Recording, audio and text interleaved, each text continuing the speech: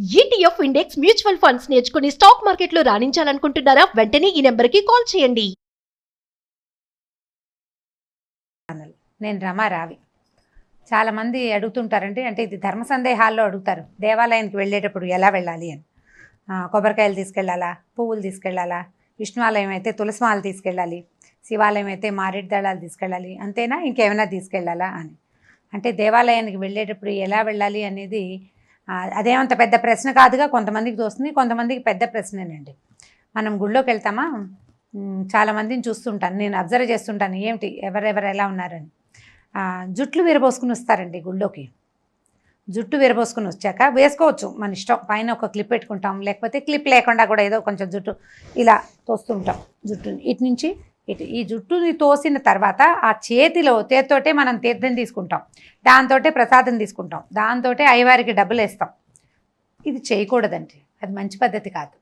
మామూలుగా దేవాలయ విధికి మనం మామూలు రోజుల్లో పసుపు రాసుకుని, అంటే ముత్తైదు అయితే పసుపు రాసుకుని స్నానం చేస్తే శుద్ధి అంటారు. చిన్నపిల్లలకి అవసరం ఉండదు, తల స్నానం చేస్తారు జనరల్గా. తల స్నానం చేసినా చేయకపోయినా దేవుడికి ఒక దండం పెట్టుకుని పవిత్రో అని ఒక శ్లోకం చెప్పుకుంటారు, అది చెప్పుకున్నా బాగానే ఉంటుంది.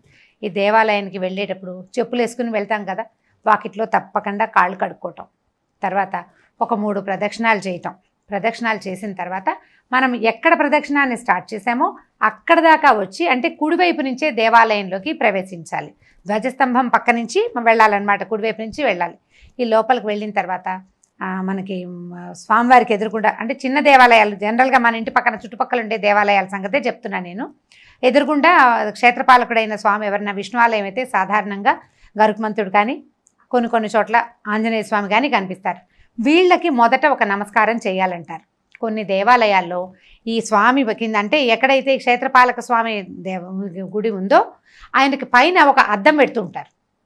అంటే ఈ లోపలున్న స్వామి తాలూకు ప్రతిబింబం లీలగా ఆయనతో కొంత పిక్చర్ కనపడుతుంది, కొంత కనిపిస్తుంది అనమాట. పైకి కూడా చూసి దండం పెట్టుకోమని చెప్తారు. ఇవి 2 అయిన తర్వాత, అంటే క్షేత్రపాలకుడిని దర్శించిన తర్వాత అప్పుడు లోపలికి వెళ్ళి స్వామికి దండం పెట్టుకోవాలి. దండం పెట్టడము, మీరు కొబ్బరికాయలు పట్టుకెళ్తే కొబ్బరికాయలు, పళ్ళు పట్టుకెళ్తే పళ్ళు, ఏవో ఒకటి అక్కడ ఇస్తాము, గోత్రనామాలు చెప్పుకుంటాము, పూజ చేసుకుని దండం పెట్టుకుని వచ్చేస్తాం బయటికి. తీర్థం ఇస్తారు, సెఠార్ ఇస్తారు. తర్వాత చాలామంది ఏం చేస్తారంటే దేవాలయంలో ఈ సెఠారి తీసుకుంటారు. సెఠార్ అంటే శఠగోప ఉంటారు కదా, తల మీద పెడతారు. ఈ శఠగోపను తీసుకున్న తర్వాత అయ్యవారికి, అంటే పూజ చేసిన పూజారి గారికి ఏమైనా ఇవ్వదలుచుకుంటే ఆయన చేతిలో 10 రూపాయలు పెట్టి ఆయన కాళ్ళకి దండం పెడుతుంటారండి. అస్సలు చేయకూడని పని అది. దేవాలయంలో మనుషులకి నమస్కారం చేయకూడదు, తెలిసిన వాళ్ళు కనపడినా నమస్కారం చేయకూడదు, అయ్యవారికి దండం పెట్టకూడదండి. దండం ఎప్పుడు పెడతామంటే సెఠారి తీసుకున్నప్పుడు మనం తల వంచి నమస్కారం చేస్తూ సెఠారిని తీసుకోవాలి. వ్యక్తులకి నమస్కరిస్తే దేవాలయ దర్శన ఫలితం పోతుందని పెద్దవాళ్ళు చెప్తారు. అదే ఒకటి చేయకూడదు. తర్వాత ఈ దేవాలయంలో కూర్చున్నప్పుడు గోల్డ్ కొరకటం, లేదా ఏదో మాట్లాడుతూ మనం గోరో వేలో ఇలా అంటామా, మన గోళ్ళు, మన వెంట్రుకలు దేవస్థానంలో కనుక పడితే పంచమహాపాతకాలు చుట్టుకుంటాయని చెప్తారు పెద్దవాళ్ళు. మనం జుట్టు విరబోసుకుని ఆరలేదని కొసలు మూడేసుకుని క్యారెట్స్ లాగా కనుక గుళ్ళోకి వెళ్తే వెంట్రుకలు రాలకుండా ఎందుకుంటాయి? వాటి సహజమైన క్రియ కదా, జుట్టు రాలిపోతుంది. ఈ ఇంత పూజ చేయించిన ఫలితము, ఇంత దర్శన ఫలితం మొత్తం పోయి కొత్త పాపాలు చుట్టుకుంటాయి. గుళ్ళోకి వెళ్ళేటప్పుడు తప్పకుండా తలకి క్లిప్ పెట్టుకుని వెళ్ళాలి. ఆడవాళ్ళైతే తప్పకుండా జుట్టు వదిలిపెట్టుకుని వెళ్ళకూడదు. ఈ తల ముట్టుకుంటే, తల ఎలా చెప్తారంటే వెంట్రుకలు మంచివి కాదు, వాటిని ముట్టుకోకూడదు. మనం తల దువ్వేటప్పుడు ముట్టుకోవాలి, తల దూకుంటాము, తల దూకున్నాక చేతులు కడుక్కోవాలి. ఎవరికైనా అలవాటు లేకపోతే అది అలవాటు చేసుకోండి. తల హెయిర్ బ్రష్ చేస్తాము, నీట్గా చక్కగా క్లిప్ పెట్టుకుంటాం, లేదా నీట్గా మడత పెట్టి ఎలాగో ఇలా స్టైలిష్గా చేసుకుంటాం. హ్యాండ్ వాష్ చేసుకోవాలండి తప్పకుండా. జుట్టులో చాలా బ్యాక్టీరియా ఉంటుందట, ఎంతో కొంత, మరి చాలా ఉంటుందో ఇప్పుడే కానీ నేను వాష్ చేశాను ఎందుకు ఉంటుందంటే తెలియదు, పెద్దవాళ్ళు చెప్తారు. మనం దేవాలయం గురించి మాట్లాడుతాం కాబట్టి ఇక్కడ సైన్స్ స్టైలు పక్కకు పెట్టేయాలి, ఇది విధానం అంతే. అక్కడి నుంచి మనం దేవాలయానికి వచ్చేటప్పుడు జుట్టు విరబోసుకుని రాకపోతే సగం పాపాలు తగ్గిపోతాయి, మనకేం ప్రమాదం లేదు, మన జుట్టు రాలిపడదు. ఒకవేళ నెత్తిమించి రాలిపోయినా క్లిప్ లోపలే ఉంటుంది, మనం ఇంటికి వచ్చాక క్లిప్ తీస్తేనే ఊడిపడుతుంది. అక్కడి నుంచి తీర్థం ప్రసాదం తీసుకుంటామా, బయటకు వచ్చి కొంచెం సేపు తప్పకుండా కూర్చోవాలి. ఈ దేవాలయంలో నుంచున్నప్పుడు కూడా ఎదురుకుండా ఉన్న వాహనానికి కానీ, లేకపోతే క్షేత్రపాలక స్వామికి కానీ, అంటే శివాలయంలో అయితే నందీశ్వరుడు కదా వాహనం, దగ్గరగా ఉంటాడు శివాలయానికి, శివుడికి దగ్గరలో నందీశ్వరుడు కనిపిస్తారు మనకి. లేకపోతే ఇప్పుడు విష్ణువాలయాల్లో అయితే కొంచెం దూరంగా ఎదురుకుండానే మన గరుత్మంతుడు కానీ, లేకపోతే ఆంజనేయ స్వామి కానీ కనపడతారు. వారి మధ్యలో నిలబడకూడదండి, పక్కకి నిలబడాలి. ఒక సెంటర్ పాయింట్ వదిలిపెట్టేసి అటు స్త్రీలు ఇటు పురుషులు నిలబెడతారు. కొన్ని దేవాలయాల్లో మంచి క్రమశిక్షణ మెయింటైన్ అవుతుంది ఇవాళ రేపు. వెళ్తే మనం 4-5 సార్లు వెళ్ళామనుకోండి, ఆటోమేటిక్గా మనకు తెలిసిపోతుంది ఓ లైన్లో నుంచోవాలని, ఓ పక్కకి నుంచోవాలని, మనం వాళ్ళ మధ్యలోకి రాకూడదని చెప్తారు. ఈ రాకుండా నిలబడ్డం అదొక జాగ్రత్త. అక్కడి నుంచి దర్శనం చేసుకుని బయటకు వచ్చి మనం ప్రసాదం ఏదైనా కొనుక్కునో లేకపోతే కాసేపు ఊరికే కూర్చోడానికో కూర్చుంటే స్వామికి వీపు చూపించకుండా కూర్చోవాలంటారు. ఒక పక్కకి తిరిగి కూర్చోవాలి. లేదా దేవాలయంలో ఓ పక్కన ఏదైనా చెప్తాలాంటివి కడుతున్నారు, మన రావి చెట్టు అవి ఉండి అక్కడ కొంచెం ఓ శివలింగం అని ఓ వినాయకుడు అని పెడతారు. అక్కడ కూర్చునేందుకు అవకాశం ఉన్నప్పుడు తప్పకుండా అక్కడ కూర్చోవచ్చు. అయితే మనకి ప్రసాదం పెట్టారనుకోండి, అందులో పులిహార తింటాం, మిరపకాయలు కనుక ఉంటే కింద పడేయకూడదు. మొదటిది కింద వేయకూడదు. కింద మన ఎంగిలి పదార్థం పడకూడదు. మనం తింటున్నప్పుడు రాళ్ళు పడకూడదు. మనతో చిన్నపిల్లలు ఉంటే కేర్ఫుల్గా మనం కర్చీఫ్లు ఏవో పట్టుకెళ్తాం కదా, గుళ్ళోకి వెళ్తే తీర్థం ఇస్తారు చేతులు తుడుచుకోవడానికి, కర్చీఫ్లు తప్పకుండా తీసుకెళ్తాం. పిల్లలు ఉన్న వాళ్ళకి ఇంకా ఎక్కువ కర్చీఫ్లు ఉంటాయి. పిల్లాడికో కర్చీఫ్, తల్లికో కర్చీఫ్. ఈ కర్చీఫ్ని జాగ్రత్తగా పెట్టుకుని ఎంగిలి మెతుకులు పడకుండా చూసుకోండి. మన ఇంట్లో ఎంగిలి మెతుకులు పడినా ఇక మన అలవాటు ప్రకారం పర్వాలేదు అనుకోండి.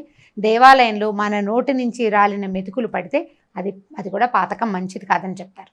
మన వెంట్రుకలు పడకూడదు, మన గోళ్ళు పడకూడదు, దేవుడికి ఎదురుగుండా నిలబడి ఆవలించకూడదు. ఆవలింతలు వస్తాయి. దేవాలయంలో ఆయన అర్చన చేస్తుంటాడు, ఆయన ఏవో శ్లోకాలు చదువుతుంటారు అర్చక స్వామి. మనం నిలబడతామా, మనకు కాసేపు అయ్యాక తోచదు, అటు ఇటు దిక్కులు చూస్తాం, వాళ్ళవి వీళ్ళవి చీరలు చూస్తుంటాం. తర్వాత ఏమో హెయిర్ స్టైల్స్, నేనైతే వాళ్ళ ఇయర్ రింగ్స్ అవి కూడా చూస్తానండి. మనుషులు సహజంగా చేసేవి ఏం చేస్తాం మరి, తోచదు కదా. అప్పుడు ఆవలింతలు వచ్చేస్తాయి. ఆవలించకూడదు. దేవాలయంలో కబుర్లు చెప్పుకోకూడదు. ఏదైనా దైవ సంబంధమైన మాటలు తప్ప ఆసెమ్మ ఓసెమ్మ అమలక్కల కబుర్లు అవి చెప్పుకోకూడదు. నిశ్శబ్దాన్ని పాటించాలి. దేవాలయంలో ఒక ప్రశాంతమైన వాతావరణం ఉంటుంది, ఒక ఆరా తిరుగుతూ ఉంటుంది, ఒక చక్రం తిరుగుతుంది, శక్తి చక్రం.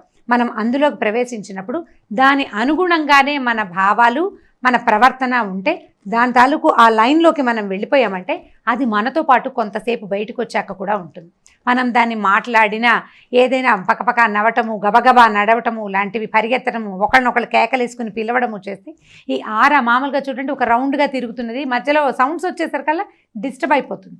దాన్ని డిస్టర్బ్ చేయకుండా ఆ ప్రశాంతతలో ఆ రౌండ్ తిరుగుతున్న కాంతి వలయంలోకి కనుక మనం ప్రవేశిస్తే ఆ వలయం మన చుట్టూతా కొంతసేపు ఉంటుంది. తరచుగా దేవాలయాలకు వెళ్ళే వాళ్ళకి ముఖాల్లో ఒక ప్రశాంతత ఉంటుంది. ఇప్పుడు మరి ఊరికే వెళ్ళి మనం అలవాటుగా ఇంట్లో కబుర్లు చెప్పుకున్నట్టు, ఇంట్లో మాట్లాడినట్టు, లేదా ఫ్రెండ్స్తో కలిసి పక్కపక్కలాడుతున్నట్టు కనుక ప్రవర్తిస్తే కుదరదండి. తాపీగా వెళ్ళండి, ప్రశాంతంగా ఉండండి. అక్కడున్న కాసేపు అక్కడ ఏ శక్తినైతే మనం చూడ్డానికి వచ్చామో వారి మీద మన దృష్టిని కేంద్రీకరించడానికి, మన బుద్ధిని కొంత కంట్రోల్ చేసుకోవడానికి ప్రయత్నం కనుక చేస్తే అక్కడున్న ఈ కాంతి వలయం మనతో పాటు కూడా కొంత ఉంటుంది. క్రమంగా అది మనకి అలవాటు అవుతుంది. దానివల్ల జీవితానికి ప్రశాంతత వస్తుంది. ఒక దేవస్థానం చూసామంటే వెళ్ళామా, అది మనతో పాటు వచ్చేయాలండి. మనతో రావాలంటే మనం మన మామూలు రకపు ప్రవర్తనతోటి ఉండదు. దానికి అనుగుణమైన ప్రవర్తన కనుక మనం చేస్తేనే అది మనతో పాటు వస్తుంది. అట్లా దేవాలయపు ప్రశాంతతని జీవితాల్లోకి తెచ్చుకోవాలంటే ఈ చిన్న చిన్న విధులు, చిన్న ప్రవర్తన క్రమం అలవాటు చేసుకుంటే ఒక దేవాలయాన్ని చూసిన ఫలితం పూర్తి స్థాయిలో మనకి లభిస్తుంది. గుళ్ళోకి వెళ్ళేటప్పుడు హెయిర్ క్లిప్ తప్పనిసరి. మగవాళ్ళైతే తలకాయ దూకోవాలి, తలలు దువ్విన చేతుల్ని కడుక్కోవాలి. గుళ్ళో అసలు తల మీద చేయి పెట్టుకోకూడదు, మన పద్ధతి కాదు. మనం నార్త్ ఇండియా వాళ్ళని చూస్తాం, మనం బొట్టు పెట్టేటప్పుడు తల మీద చేయి పెడతారు. మనం నుదుటి మీద బొట్టు పెడతామంటే వాళ్ళు నెత్తి మీద చేయి పెట్టుకుంటారు. వాళ్ళ పద్ధతి అది, మన పద్ధతి కాదు. మనకు కుదరదు. తల ముట్టుకుంటే మనకు పనికిరాదు. తల మీద గుడ్డ, నెత్తి మీద ఏదైనా కప్పుకున్నా కూడా గుళ్ళో తల బట్ట తీయమని చెప్తారు. కాబట్టి ఈ జాగ్రత్తలు పాటించండి. ఆల్రెడీ తెలిసిన వాళ్ళైతే మహత్తరం అండి, చాలా మంచి సంగతి. ఎవరికి తెలియదో వాళ్ళకి నిర్మోహమాటంగా చెప్పండి. అక్కడి నుంచి ఇంకొక చిన్న విషయం చెప్పాలండి. చాలామందికి ఏమని ఉంటుందంటే రకరకాల పుస్తకాలు, దేవుడి పుస్తకాలు చదువుకుంటూ ఉంటారు, పుస్తకం తెచ్చుకుని చదువుకుంటారు. లలితా సహస్రం చదివేయాలి, విష్ణు సహస్రనామం చదివేయాలి, లేకపోతే లక్ష్మీ అష్టోత్తరం చదివేయాలి, ఇంకా శివనామాలు, కేశవనామాలు ఏవో ఒకటి చదువుదామని ఉంటుంది. నేర్చుకుని చదవడానికి ప్రయత్నం చేయండి. ఈ పాయింట్ ఎందుకు చెప్తున్నానంటేనండి, దుర్గగుడిలో కూర్చుంటే లలిత అవి చదువుతారా, దాని నిండా తప్పులు తడకలు ఉంటాయి. ఎందుకు వచ్చింది తప్పులు తడకలు చదువుతూ లలితా సహస్రం చదవకపోతే ఏమైంది? చక్కగా ఒక్క శ్లోకమే థరోగా ఎవరి దగ్గరైనా నేర్చుకుని, ఓ గురుగారి దగ్గర, ఓ మాస్టర్ దగ్గర, మన పక్కన ఎవరైనా బ్రాహ్మణ ఆయన ఉంటే ఒకసారి ఇది చెప్పండి అని కనుక ఒక్క శ్లోకం నేర్చుకున్నా మీరు రటనగా 10 సార్లు, మన మామూలు లెక్కలు ఉంటాయి కదా మనకి, 11 సార్లు, 21 సార్లు, లేదా 40 సార్లు, లేదా 108 సార్లు, అట్లా ఒకే శ్లోకాన్ని చదివినా పూర్తి స్థాయి ఫలితం వస్తుందండి మనకి. ఏం భయం లేదు. లలితా సహస్రం మొత్తం చదువుతూ అందులో ఉన్న తప్పులు ఏమిటో తెలుసుకోకుండా చదివే బదులు ఒక శ్లోకానికి దాని అర్థము తాత్పర్యము సరి అయిన ఉచ్చారణ గనక తెలుసుకుని చదువుకుంటే అవి ఇదంతా ఎవరిదే వాళ్ళ చాయిసే అనుకోండి. కాకపోతే ఇన్ని మంచి మాటలు చెప్పినప్పుడు ఈ వాక్యం కూడా చెప్తే బాగుంటుందని అనిపిస్తుంది. శ్లోకం చక్కగా థరోగా నేర్చుకోండి. ఆ ఒక్క శ్లోకాన్ని నెంబర్ ఆఫ్ టైమ్స్ చదవండి. సరి అయిన ఉచ్చారణతోటి చదివిన శ్లోకం తాలూకు ప్రభావం చాలా ఎక్కువ ఉంటుందండి. ఈ రకంగా ప్రయత్నం చేసి చూడండి. ఒకటే శ్లోకాన్ని కనుక మీరు ఎక్కువసార్లు చదివితే అది ఎంత ఉద్వేగాన్ని ఎంత వేడిని తెస్తుందో లోపల మీరు ఒకసారి చదివితే మీకు అర్థమవుతుంది. శ్లోకాలు చక్కగా థరోగా చదవడం వచ్చిన వాళ్ళతో ఏ ప్రాబ్లము లేదు. రాకపోతే కష్టపడి ఆ పుస్తకం అంతా చదివి అపచెప్పాలని ప్రయత్నం చేయిద్దామా? సులువుగా నేర్చుకోండి. మా గురువుగారు అయితే శ్రీమాత్రే నమః ఒకటి చెప్పండి అమ్మా చాలు అంటారు. శ్రీమాత్రే నమః ఒక్క మాట నేర్చుకోండి సరిగ్గా అంటాం. దాన్నే చెయ్యండి, 1008 సార్లు చేసుకోండి కావాలంటే అని చాలా సంవత్సరాల క్రితం నాకు లలితా శాస్త్రం రాని రోజుల్లో ఒక గురువుగారు చెప్పారు. అంత కష్టపడి నేర్చుకోకర్లేదమ్మా, శ్రీమాత్రే నమః అనుకోండి. అదే మనం విష్ణువాలయానికి వెళ్ళాం, మనకి విష్ణు సహస్రనామం రాదు, శ్రీరామ రామ రామేతి శ్లోకం నేర్చుకుంటే చాలండి. చివర ఫలశ్రుతిలో ఉంటుంది. ఆ ఒక్క శ్లోకాన్ని ఆ ఒక శ్లోకం చదివితే 1000 సార్లు చదివిన ఫలితం ఇస్తుంది. మనం దాన్నే 100 సార్లు చదివితే ఎన్నిసార్లు చదివినట్టు ఎంత ఫలితం వస్తుంది? కాబట్టి దీన్ని ఇలా ఆలోచించి చూడండి. దీన్ని పాజిటివ్గా తీసుకోండి. మీకు నేర్చుకోగలిగే అవకాశం ఉంటే మంచిది, లేకపోతే ఇలా నేర్చుకున్నా కూడా ఇలా చదువుకున్నా కూడా పూర్తిగా దేవాలయాన్ని సందర్శించిన ఫలితం చక్కగా లభిస్తుంది. ఆలోచించి చూడండి దీని మీద.